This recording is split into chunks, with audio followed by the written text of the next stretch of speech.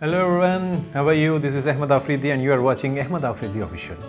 आज का जो मेरा ब्लॉग है वो बहुत ही एक कॉमन वर्ड है जो कि फ़िल्म मेकिंग में बहुत ही कॉमनली यूज़ किया जाता है, लेकिन बहुत सारे लोगों को उसके कॉन्सेप्ट का, उसकी ज़रूरत का, उसकी एग्जैक्ट एग्जिस्टेंस का एहसास नहीं है।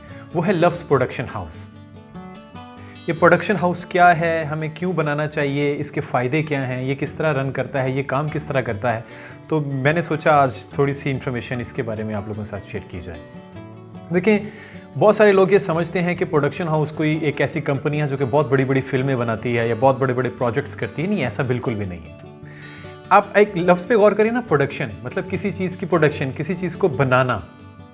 तो अगर आप किसी भी किस्म की चीज़ फिल्म मेकिंग को लेके बनाते हैं, जिसमें टीवीसी हो सकता है, जिसमें म्यूज़िक वीडियो हो सकता है, डॉक्यूमेंट्री हो सकता है, व्लॉग हो सकते हैं, ड्रामा हो सकता है, फिल्म हो सकता है, आप कोई भी चीज़ बना रहे हैं ना, और वो आपकी एक कंपनी है और उसके बैनर के नीचे आप ये सारा काम कर रहे हैं, तो आप प्रोडक्शन हाउस से एक फ़िल्म प्रोड्यूस कर रहे हैं। यानी कि एक प्रोडक्शन हाउस से फिल्म बन के जब वो मार्केट में आती है, उसका कोई भी प्रोड्यूसर हो सकता है, आप भी हो सकते हैं, तो इसको हम कहते हैं प्रोडक्शन हाउस। देखिए, सबसे पहली बात जो दिमाग में आती है कि आपको अपना प्रोडक्शन हाउस क्यों खोलना चाहिए।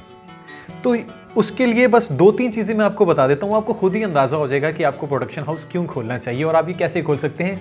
ये इस पर हम बाद में ज़रा थोड़ी बात करेंगे। देखें, सबसे पहली बात कि अगर आप फिल्म मेकिंग में हैं तो सबसे कम बजट में ये सबसे बेहतरीन बिजनेस है जो कि आप कर सकते हैं। आप अपना एक प्रोडक्शन हाउस बनाएं। 4 से 5 लाख में एक एवरेज से कैमरे से और एडिटिंग सिस्टम से आप अपना प्रोडक्शन हाउस शुरू कर सकते हैं। मसलन आपको ज़्यादा इन्वेस्टमेंट की ज़रूरत नहीं है इस बिज़नेस में, नंबर 1। नंबर 2, अगर आपका कोई प्रोडक्शन हाउस है, आप राइटर हैं, आप सिनेमेटोग्राफर हैं, आप डायरेक्टर हैं, आप साउंड इंजीनियर हैं, आप स्क्रिप्ट राइटर हैं, तो आपको आगे चल के अपना प्रोडक्शन हाउस लाजमी बनाना चाहिए। वो क्यों? क्योंकि प्रोडक्शन हाउस के साथ एसोसिएशन के बाद आपकी जो क्रिएटिविटी है वो थोड़ी महंगी बिकती है, तो आपको उसका रेट अच्छा मिलता है, आपको मुआवजा उसका अच्छा मिलता है। नंबर 3, जो कि मुझे लगता है कि आपको प्रोडक्शन हाउस बनाना चाहिए। देखें, अगर आप writer, director, cameraman, sound engineer, writer जो भी हैं, अगर आपका प्रोडक्शन हाउस है ना, तो आपको बिजनेस अपॉर्चुनिटीज़ बहुत ज़्यादा मिल रही हैं। मिसाल के तौर पे मैं एडिटर हूँ, तो मुझे एडिटिंग के साथ साथ कुछ डायरेक्शन का काम भी मिल सकता है, मुझे सिनेमेटोग्राफी का काम भी मिल सकता है। तो वो मैं कैसे करवाऊँगा? वो मैं बाकी लोगों से करवाऊँगा। लाहौर में बहुत सारे ऐसे प्रोडक्शन हाउसेज हैं जिनके पास अपना एक कैमरा नहीं है, जिनके पास अपना एक एडिटिंग यूनिट नहीं है, जिनके पास एक लाइट नहीं है, लेकिन वो बड़े बड़े प्रोजेक्ट्स कर रहे हैं। वो क्योंकि वो काम लेते हैं और वो डिफरेंट प्रोडक्शन हाउसेस से, डिफरेंट लोगों से अपना काम करवाते हैं और फिर उसको वो अपनी कंपनी के अंडर असेंबल करके उसको वो मार्केट में देते हैं। तो वो कहते हैं जी हमारी ये प्रोडक्शन हाउस की तरफ से प्रेजेंटेशन है। तो अगर आप देखें, अगर आप एडिटर हैं और आप किसी दूसरे प्रोडक्शन हाउस के लिए काम कर रहे हैं, तो आप एक प्रोजेक्ट का 40,000, 50,000, 60,000, मैक्सिमम 80,000 कमा लेंगे।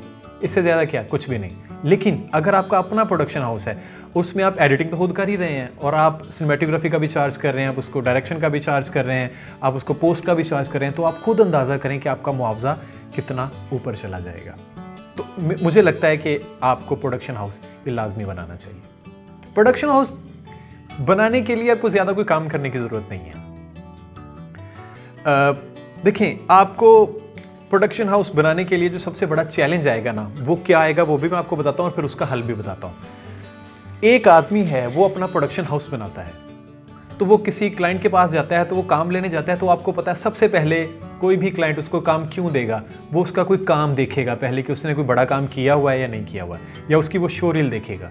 तो जब आदमी नया प्रोडक्शन हाउस बनाता है, उसके पास तो कोई काम नहीं होता, उसके पास तो कोई उसकी शो रील भी नहीं होती, तो उसको काम कैसे मिलेगा? हाँ, ये वो पॉइंट है जहाँ पे अक्सर लोग परेशान हो जाते हैं। तो उन लोगों के लिए मैं बताना चाह रहा हूँ कि जब भी आप अपना कोई नया प्रोडक्शन हाउस बनाते हैं और आपने मार्केट में क्लाइंट के पास जाना होता है, तो उससे पहले आप क्या करते हैं कि अपने टाउन की या अपने नेशनल लेवल पे भी किसी अच्छे प्रोडक्शन हाउस की फ्रेंचाइज लें। आप जब आप उनसे, अपने लाहौर में सब जितने भी हैं, कराची में हैं, इस्लामाबाद में हैं, कोयटा, पेशावर में हैं, प्रोडक्शन हाउसेस पे जाके उनसे मुलाकात करें, उनसे बातचीत करें और उनकी फ्रेंचाइज लेने की कोशिश करें। इस तरह क्या होगा कि उनका सारा काम आप अपने प्लेटफॉर्म से लोगों को प्रेजेंट कर सकते हैं। आप उनको बता सकते हैं कि इस फ्रेंचाइज के साथ, इस प्रोडक्शन हाउस के साथ मैं मिलके काम कर रहा हूँ और ये वाले हमारे वो काम है जो हमने ऑलरेडी मार्केट में किए हुए हैं।